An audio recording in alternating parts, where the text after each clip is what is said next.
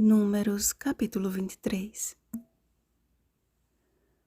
Como posso amaldiçoar a quem Deus não amaldiçoou? Como posso denunciar a quem o Senhor não denunciou? Versículo 8. Chegando ao lugar designado, Balaão orientou Balaque a construir 7 altares e neles oferecer sacrifícios. Saindo da presença do rei, Balaão seguiu para um lugar solitário a fim de encontrar-se com o Senhor. Diante da presença de Deus, ele ouviu a sua resposta e retornou ao monarca a fim de lhe expor a palavra divina. Qual não foi a sua surpresa, ao invés de ouvir palavras de maldição, Balaque teve de ouvir Balaão abençoando os filhos de Israel. Apesar de frustradas as suas expectativas, não desistiria tão fácil de realizar o seu intento. Indicando outro lugar, ofereceu outros sacrifícios e aguardou que desta vez a resposta lhe fosse favorável. Encontrando-se o Senhor com Balaão pela segunda vez, colocou em sua boca novas palavras de bênção para o seu povo. Balaque foi obrigado a ouvir a confirmação da eleição divina quanto ao seu povo Israel e a declaração de que contra Jacó não vale encantamento nem adivinhação contra Israel. Maldição alguma pode atingir aqueles a quem o Senhor abençoou. Encantamento algum tem efeito sobre aqueles no meio dos quais Deus habita. A obstinação de Balaque, no entanto, o levou ao terceiro lugar e à terceira tentativa.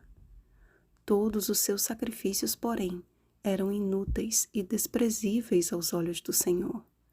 E quanto mais alto subia, mais o seu coração se elevava e mais o medo o aterrorizava ao avistar os estandartes de Israel. A prática do uso de encantamentos e agouros a fim de prejudicar alguém não ficou no passado, apenas mudou de forma. É uma prática mais comum do que possamos imaginar o uso de maldições. O ocultismo ainda permanece destilando seu veneno para os que não se submetem à proteção divina.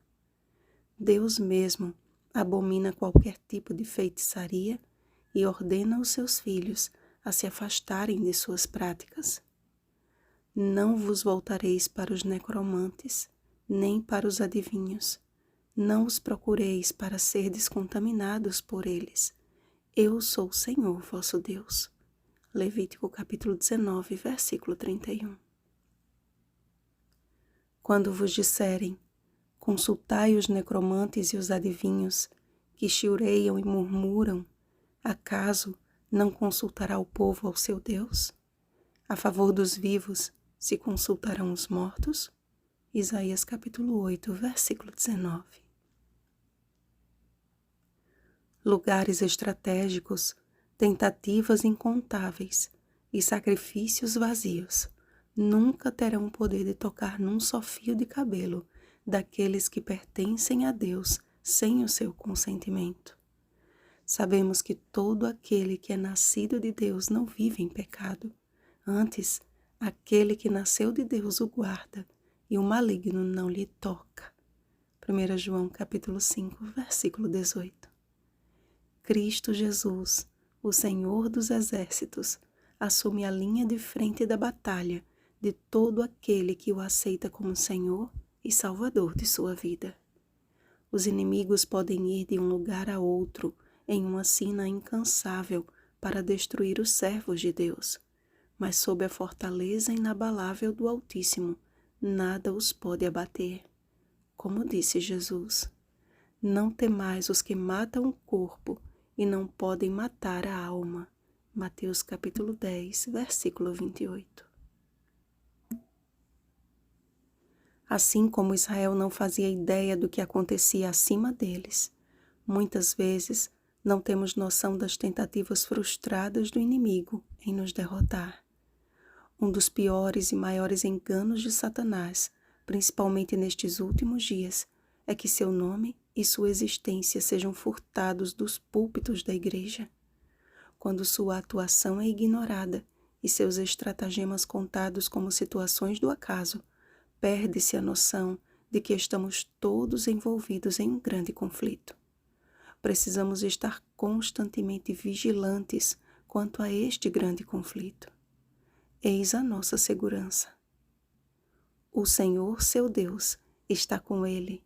No meio dele se ouvem aclamações ao seu rei. Seja a nossa vida uma oferta contínua de louvor e adoração ao nosso Rei, e Ele nos guardará do mal, inclusive e principalmente quando estivermos em condição mais vulnerável. Façamos da oração de Davi a nossa oração hoje. Guarda-me como a menina dos olhos, esconde-me à sombra das tuas asas, dos perversos que me oprimem, inimigos que me assediam de morte. Insensíveis cerram o coração, falam com lábios insolentes, andam agora cercando os nossos passos e fixam em nós os olhos para nos deitar por terra. Eu, porém, na justiça contemplarei a tua face. Quando acordar, eu me satisfarei com a tua semelhança. Salmo 17, versículos 8 ao 11 e versículo 15. Vigiemos e oremos. Bom dia, nascidos de Deus. Rosana Garcia Barros.